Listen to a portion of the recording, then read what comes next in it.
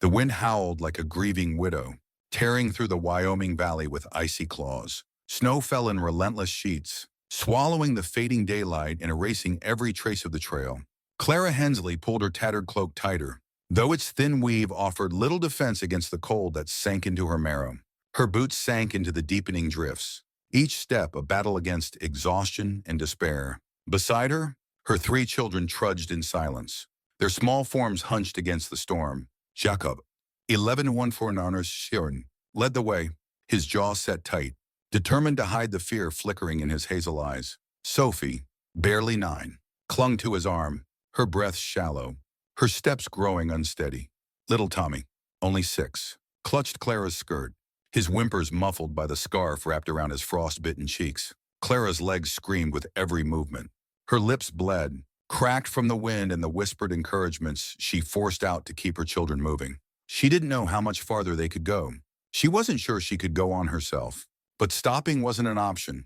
Not after Daniel. Not after his betrayal. His voice still echoed in her mind, sharp and cruel, as he'd ridden off from their broken wagon at Frostbite Hollow, leaving them with nothing but a sack of moldy oats and a smirk. You'll manage, Clara. You always do. She could still taste the bitterness of his abandonment. The moment she realized he wasn't coming back, not for supplies, not for them. He was gone for good. So she walked through the storm, through the ache, was, through the suffocating silence, until a faint glow pierced the white haze, a light or dawn, flickering weakly through the pines, half buried by swirling snow. A cabin. Clara's knees buckled, but she caught herself, her heart lurching with fragile hope. Come on, she rasped, her voice raw, just a little farther. They stumbled the final yards. Collapsing against the rough-hewn door, Clara's knuckles, one assurni, numb and bloodied, pounded against the wood, once, twice, 3 times. Nothing. She knocked again, harder, her voice breaking into a hoarse cry. Please. The door creaked open. A man stood in the threshold, silhouetted by the firelight behind him. He was tall, broad-shouldered, his heavy coat hanging like a shield over his frame. His face, weathered and sharp, was framed by a graying beard, but it was his eyes that stopped Clara cold, storm gray, weary, carrying a weight that mirrored her own. For a long moment, he said nothing, his gaze sweeping over her and the shivering children at her skirts. Clara's breath caught, her pride warring with desperation. She couldn't beg, not after everything, but she didn't have to know. To Rasmus Romanstirum, get in, he said gruffly, stepping aside. Relief flooded Clara, so sharp it nearly broke her. She ushered the children inside, half carrying Tommy across the threshold. The door slammed shut, muffling the storm scream. Warmth enveloped them, the crackle of the hearth and the faint scent of cedar wrapping around their frozen bodies. The man moved quickly, dragging chairs closer to the fire. Warm up, Clara obeyed, peeling sodden scarves and stiff coats from her children. Jacob helped Sophie, rubbing her trembling hands, while Tommy burrowed into Clara's lap, his small body shaking. The man returned with blankets and a steaming kettle. Drink, he said, pouring hot water into chipped mugs. Ain't much, but it's better than frostbite. Clara took a cup, her fingers thawing painfully around its warmth. She stole a glance at their host. He moved with the efficiency of someone used to solitude, his boots heavy on the floorboards, his jaw tight as if company was a burden. Yet he hadn't turned them away. Thank you, she whispered, her voice frayed from fear and gratitude. He grunted, stirring the fire, sparks dancing up the chimney. You come far. His voice was low, not demanding, but steady. Clara hesitated. Something about his quiet presence, the way he didn't push, loosened her tongue. 4 days, she said softly. From Frostbite Hollow, wagon broke. Walk since. His eyes flicked to her. Unreadable. Why? The question hit like a stone. Clara swallowed, glancing at her children, now huddling closer to the fire, their eyelids drooping. Husband left. Ashurdi, she said, the words bitter, had to keep them alive. That seemed to satisfy him. He didn't pry. Instead, he leaned back against the table, arms crossed. Name's Samuel Reed, he said after a pause. Clara Hensley. Ah, so, she replied, her voice steadier now. She nodded toward the children. Jacob, Sophie, Fernakenatunum, Tommy. Samuel's gaze softened as it lingered on Tommy, whose tiny hand still clutched Clara's skirt. Even in sleep, one needed a front. You're safe here, he said quietly. Storm's got no mercy tonight, and neither of you are going anywhere. Relief crashed over Clara. Threatening to unravel her, she bit her lip, holding back the sob clawing at her throat. Thank you, she whispered again, meeting his eyes. A son. Samuel turned back to the fire, his silhouette glowing in the flickering light. Outside, the wind battered the cabin, but inside, for the first time in weeks, Clara felt a fragile sense of safety. Morning crept in, gray and sluggish. The storm hadn't broken, only dulled to a low hiss. Clara woke stiff and aching, her back protesting from a night spent upright by the hearth.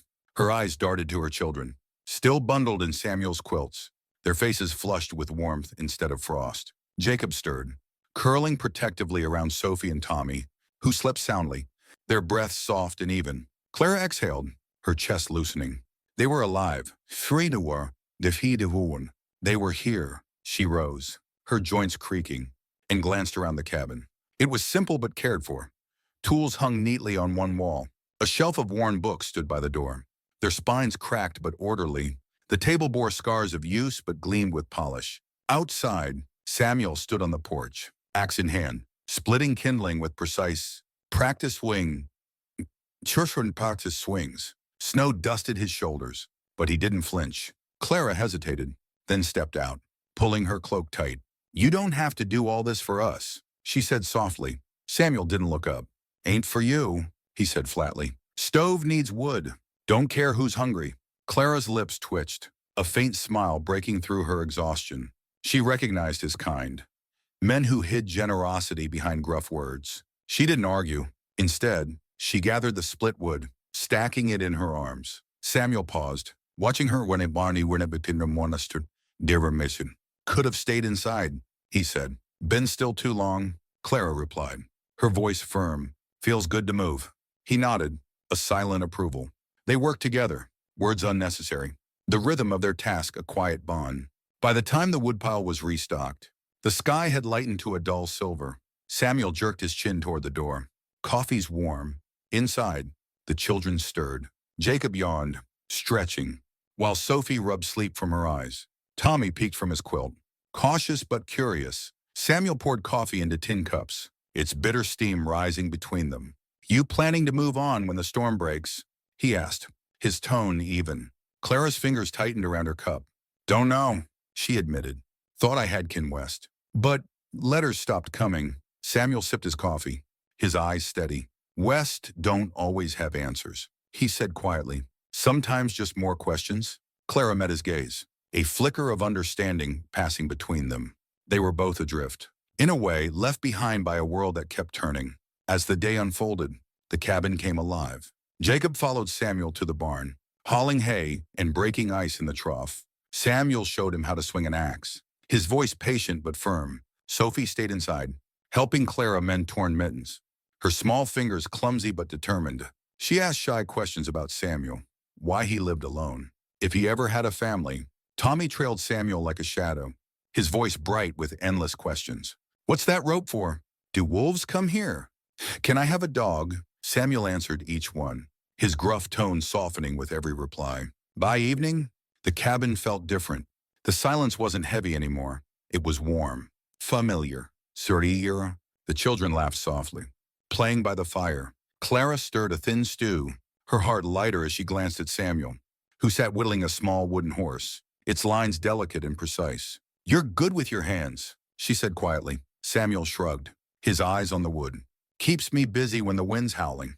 Clara watched him, her voice careful. You're kinder than you let on. He didn't smile, but his lips twitched, and that small gesture felt like a triumph. Night fell, slow and heavy. After supper, Urwana Shurd Berwena. The children curled up by the hearth, their eyelids drooping. Clara and Samuel sat at the table, the lamp casting a golden glow between them. The storm had eased, but the cold still pressed against the windows. Thank you, Clara said suddenly, her voice low but certain. Samuel raised an eyebrow. For what? For letting us stay. For not asking too much. Samuel looked away, his gaze settling on the sleeping children. Didn't seem like you needed more questions, he murmured. Seemed like you needed rest. Clara's chest tightened, gratitude and something deeper stirring. For a moment, they sat in silence. Not heavy, not empty. Just right. Samuel rose, stretching. Storms breaking. Tomorrow, Wana Wilamanshu. You can head out if you want. Clara nodded. But the thought twisted her stomach. Nasiv, go back to a world that had chewed her up and spit her out. Or stay. That was a question for another night. For now, Watsau, the fire burned steady, and Clara let herself hope that safety might last. Morning broke clear, the sky a pale, fragile blue. The storm was gone, leaving a world blanketed in fresh snow. Samuel stepped onto the porch, his breath clouding in the crisp air. He could smell change, not just the promise of spring, but something deeper. Inside, Clara and the children were stirring. Jacob folded quilts with quiet efficiency. Sophie hummed as she braided her doll's hair. And Tommy followed Samuel, asking about the horses, the trees, the world beyond the snow. By noon, Clara stood in the doorway, her eyes on the distant ridge where the trail vanished into the pines. Is it safe now? She asked, her voice soft but heavy. Samuel set down his axe, wiping frost from his brow. Safe ain't something this land promises, he said, but it's quiet. That's something, Clara nodded, doubt clouding her eyes. They worked side by side, Samuel repairing a fence, Clara sweeping the cabin, the children playing nearby. It felt settled, like a life that could take root. Then the sound came, hoofbeats, steady and deliberate. Samuel's head snapped up, his eyes narrowing. A rider emerged from the tree line, tall and lean, his dark coat too fine for these parts. Two more followed. The first man removed his hat, revealing slicked back hair and a smirk Clara knew too well. Her face drained of color. Daniel, she breathed. Samuel didn't need to ask. He knew. The man dismounted, his boots sinking into the snow with casual arrogance. Hello? Clara, Daniel Vaughn drawled. Been a long road tracking you down. Clara stepped closer to Samuel, instinctively shielding her children. What do you want? Her voice was thin but steady. Daniel's smile widened, cold as the snow. Come now. No need for that. I've had time to think. You and the kids need a man's guidance. Samuel's jaw tightened. This ain't your place. Das the kind of moin, Sauton, he said, his voice low and dangerous. Daniel's gaze slid to him, amused. And you are the stranger playing house with my wife. Real noble. You left them to die, Samuel said, unflinching. I didn't. Daniel's charm faltered, his lips curling. I'm here for what's mine. Sheriff in Pine Creek agrees. Court's on my side. He nodded to one of his men, who held up a folded paper. Clara's face crumpled at the word court, fear for her children flashing in her eyes. I'll be back tomorrow, Daniel said, mounting his horse. Simri exshusid ewananranarwan, say your goodbyes. The law don't take kindly to runaways. He rode off, his men following, leaving churned snow and dread in their wake. That night, the cabin was a crypt of fear. Jacob sat by the hearth, his fists clenched, trying to be brave. Sophie clung to Clara, whispering, Do we have to go? Tommy sobbed into her lap. Clara paced, her hands trembling. He's got the law, she whispered, her voice breaking. I can't fight that. Samuel sat at the table, his eyes on the fire. You don't have to fight alone, he said. Clara stopped, her red-rimmed eyes meeting his. What? Samuel leaned forward, his voice steady. Men like him think paper makes them kings. But this town's seen you. Seen what you've done for these kids. He's counting on fear. We don't give it to him. Clara stared, tears falling. And if he takes them, Samuel's eyes hardened. He'll have to take them from me. The fire crackled, sparks flying. Clara stepped closer, her hand resting on his arm. You'd do that for us. Samuel met her gaze. For family, he said softly. I'd do more. Morning came cold and sharp. Daniel would return, and the air was thick with tension. Clara addressed the children, her hands steady despite her racing heart. You're not going anywhere, she told them, brushing Sophie's hair. Samuel was outside, checking his rifle, reinforcing the door. By midday, the hoofbeats returned. 4 riders this time, Daniel, a sheriff, and 2 hired men. Daniel dismounted, his smirk sharper, more confident. Clara, he called, Time to come home. Clara stepped into the doorway, her back straight. This is their home? She said, her voice clear. Daniel's smile thin. Sheriff's got papers. Custody's mine. The sheriff, a wiry man with shifty eyes, read from a document, his voice flat. Samuel stepped forward, placing himself between Daniel and the cabin. I know you. Darrell wanted you to rem us. You're, he said. A man who left his family to freeze. You don't get to claim them now. Daniel's eyes narrowed. The law says otherwise. Samuel didn't blink. The law don't mean much if the town don't back it. As if summoned, voices called from the tree line. Widow Harper. The system is Warren. Reverend Lyle. Doc Simmons, townsfolk who'd seen Clara's strength. Her love for her children. They stepped forward, faces resolute. We stand with her, Widow Harper said. Reverend Lyle nodded. She's family. Daniel's confidence cracked. This ain't your business, he snapped. Now, Dean, it is now, Samuel said, his voice deadly calm. The sheriff shifted. Uncomfortable. Crowley. This paper's only good if folks enforce it. Daniel's face darkened, his eyes darting between the crowd and Samuel's unyielding stance. With a curse, he shoved the papers at the sheriff and stormed to his horse. This ain't over, he spat. It's the beginning, Samuel said quietly. Daniel rode off, the sheriff trailing. The townsfolk lingered, offering Clara soft words before leaving. Inside, the tension broke. Clara stood by the window, watching the riders vanish. Samuel came beside her, close enough for her to feel his warmth. He'll try again, she said softly. Maybe, Samuel said, but we'll be here, every day. Clara turned as Sorifornum, resting her head against his shoulder. You didn't have to fight for us, she whispered. Samuel's hand settled on her back. I did, he said. You're not alone anymore. Spring came slowly. Snow melted, buds bloomed, and laughter filled the cabin. Jacob grew stronger. Learning from Samuel, Sophie and Tommy played by the creek. Their carvings from Samuel, a deer for Sophie, a whistle for Tommy, treasured gifts. Clara's laugh, once rare, became a melody Samuel cherished. One evening, as the children slept, Clara sat across from Samuel, her eyes soft. They're happy here, she said. They should be Tudipakin. During us, Samuel replied. Clara leaned forward. But are you? Samuel set down his knife, meeting her gaze. I thought alone was better, he said, his voice rough with emotion. Then you came, you and them. Quiet ain't peace, it's empty. Clara's throat tightened. I didn't mean to stay, she admitted. I didn't mean to want you to, Samuel said, a faint smile breaking through. Clara reached for his hand, their fingers lacing. Do you want us here? Samuel, turns to Wanshaman, for good. He squeezed her hand. This place is home because of you. Stay, Clara, make it ours. Tears fell as Clara stood. And crossing to him, Samuel rose. And she pressed her forehead to his chest, his arms wrapping around her. Not with desperation, but with promise. Later, Jacob patted out, finding Samuel by the window. Is it okay if we call this home? Sirin, he asked. Samuel's throat tightened. Yeah, Nehem, Jacob. It's home, Sir Mafrenanda Monson. Jacob hesitated, then whispered. Can I call you Pa? Samuel pulled him into a fierce hug, his heart full. Clara watched, smiling, her hand on her heart. Months later, Shriya Wanawanas. Daniel returned. Awarnam. Alone, his arrogance gone. Samuel stood on the porch. Clara and the children behind him. Unafraid, I came for them, Daniel said, his voice hollow. Samuel raised an eyebrow. Court's done with you. Daniel's gaze flickered to Clara, but she stepped forward, resolute. You gave them fear. Samuel gave them love. Jacob spoke up. Bold. You're not our pa.